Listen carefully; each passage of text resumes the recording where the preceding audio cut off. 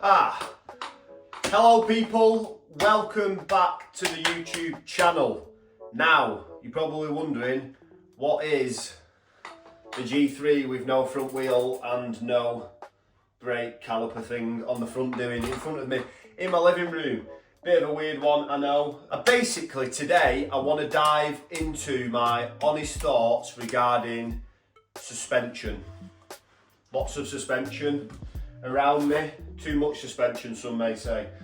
So as things currently are, I've sort of parted ways with my current suspension sponsor. Who are you laughing at? Amicably. But it's left me in a bit of a shitty position regarding I don't actually have any suspension for this bike currently, so... No, God! No, God, please, no! No! If there is anyone below in the comments that has suspension for a downhill bike, hit me up, because I'm after getting older some. Hopefully cheaper than retail, if you have any, or even second hand. So yeah, I basically wanted to come on today and give you my honest thoughts on what suspension's good, what people should be going out there and buying, and what basically to avoid, because now I'm not tied to anyone, I'm pretty much free to say what I want. Yes, winning! You understand? Obviously, I'm not going to throw anyone under the bus. I just want to be honest, and it's the best way.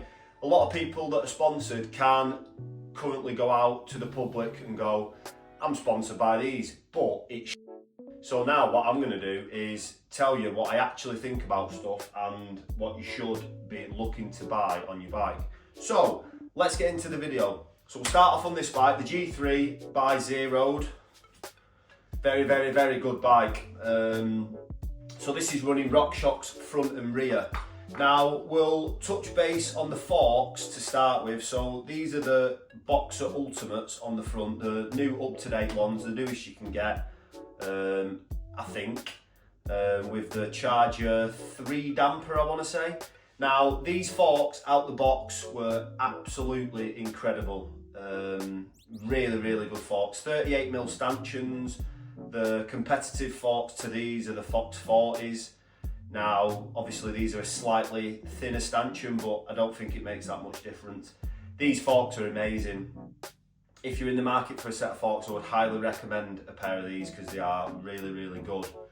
Onto the rear shock, the Vivid Air. Now, I didn't like this shock. Oh, it's the Vivid Ultimate, sorry. I didn't like this shock. Now, whether that's because it's a high pivot bike, so obviously you can see the pivot up here, it pivots at the top, which makes it a high pivot bike. I don't know whether the shock made the bike feel weird, or I don't know whether it's because of the high pivot, but I could never get this shock set up how I wanted it. It was either far too stiff or far too soft. And you felt like, because the way a high pivot works is the bike grows, I felt like my feet were constantly digging into the floor. And I've never really felt settled on this because of that. I mean, also the fact that I fell off a cliff with it, that didn't help. But I think what I'm going to try and do is put a coil in this now, because I've not actually tried a coil in this bike, and I think it will improve things quite drastically. So yeah, that's my opinions on them parts of suspension. Now obviously I've been running Zebs currently on my Katipo, and we've been running a sort of the Vivid equivalent, the RockShox coil shock. Now, these Fox 38s, I've put these back on to my Katipo now. These forks are brilliant. Out the box, they're quite hard to set up because you've got to get your head around all the different clickers. You've got high speed compression, low speed compression, high speed rebound, low speed rebound. It's a lot to wrap your mind around if you're not very clued up on that, which I'm not. So I basically just went online, figured out my settings, and they're brilliant. They're really plush, quite stiff forks, but I like a stiff fork anyway. Ooh. Alrighty then. The Zebs are really good forks. Probably slightly easier to set up and probably a little bit cheaper. But when it comes to the 38s and the RockShox Zebs, it's all preference. I know a lot of my friends like running RockShox. I know quite a few of my friends like running Fox stuff. It's all preference. They are as good as each other. Nothing's better than another thing. A pair of forks are not going to limit 95% of riders. If you're at that top end, maybe, but I'd say for the most part, it's literally preference. Same with any other suspension really. So I have tried EXT and I have also tried Öhlins. EXT was on my Cole 84 Enduro bike. So I had an EXT rear shock and EXT, what the fork's called, can't remember, EXT forks. Now the coil was absolutely amazing, probably up there with one of the best coils I've ever tried for an EXT. They are quite expensive, but it was fantastic. It was on a sort of a 4-bar driven linkage thing, one that goes like that basically. And it felt really nice on the Cole. The forks had quite a lot of issues with the forks, especially in the older module. I think it was the V2. Or there might have been the V1s they had, but I had a bit of issues with them. Whether that was because we didn't maintain them enough or not, I don't know. But we definitely had some issues with them, so I'm going to sit on the fence with them forks. Then we had the Öhlins on the Cole prototype downhill bike. The Öhlins stuff's amazing. The forks, absolutely amazing. So we had the Triple Crown 38 forks, I think, and they were fantastic. Got my teeth coming up. And we also tried the coil on the back. Now I've had a few Öhlins coils and they're brilliant. They basically have 3 clicks on the compression, I think, and it makes it super easy to set up. The tuning guides for Öhlins is really good, so I'd give the Öhlins shocks a massive thumbs up. Now, a few people were asking me yesterday on one of my videos or the day before, what suspension should we be going buying? Now, I'd say for most people, you don't need low speed rebound, high speed rebound. You just need something with a little bit of adjustment, something that's super easy to set up. If you want to go out and spend shitloads of money, then buy the top forks, but I really don't think 95% of people, or whatever I said, need that on their bikes. I think basic is sometimes better because you can set it and forget it, which is mainly what I do.